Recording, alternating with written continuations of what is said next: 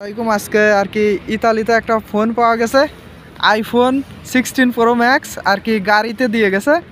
তো গাড়িতে একজন আর কি বলতেছিল যে তার টাকা শর্ট, তো এই জন্য আইফোন দেখায় আর কি এই জিনিসটা দিছে। একটা নেপালি ভাই আর কি আছে, এখন দেখা যাক খোলার পর কি পাওয়া যায়। আইফোন দেখাইছে, তারপরে আর কি এরকম কাগজে পেঁচানো ছিল। এখন আইফোনটাই দেখার জন্য অপেক্ষা করতেছি। এখন দেখি এটার ভিতরে কি আইফোন পাওয়া যায় না অন্য কিছু।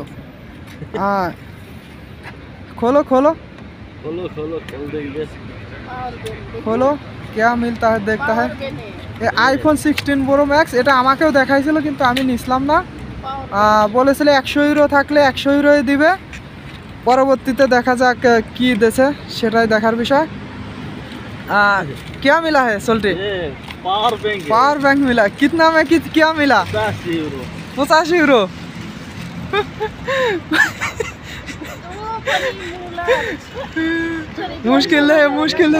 मुश्किल है। अबे अच्छा थोड़ा दिखाओ, आईफोन 16 प्रो मैक्स कैसे मिला पेपर में? आईफोन 16 प्रो मैक्स মানে ধোকা খাইলো এই মাত্র আমার সামনে এই পজিশন থেকে ধোকা খাইলো। আর আমার কাছে দিতে গিয়েছিল ওই জায়গা থেকে। তা আমি আর বলছি যে আমার একটা ভাই আছে, তারে দেখামো। তারপরে সে আমার হাতে ফোনটা দিচ্ছিল না, ঠিক আছে। তো বলছে আইফোনের চার্জার দিব, সব দিব। লাস্টে দেখা গেছে এই যে পাওয়ার ব্যাংক। ইতালিতে আর কি ধোকাবাজ চক্রের ইসে পড়ছে। তো এরকম পেপার দিয়ে আর কি দিছিল। এই হলো অবস্থা। ঠিক এই জায়গা থেকে রাস্তার বলছে যে যদি 50 ইউরো থাকে 50 ইউরোই দেবে। 100 ইউরোর কথা বলছে ওর মানি ব্যাগটা হারাই গেছে। দেখাইছে ফোন কিন্তু দিছে অন্য কিছু, ঠিক আছে। দিছে পেপার দিয়ে মুড়ায় আর কি ধোঁকাবাজি করছে।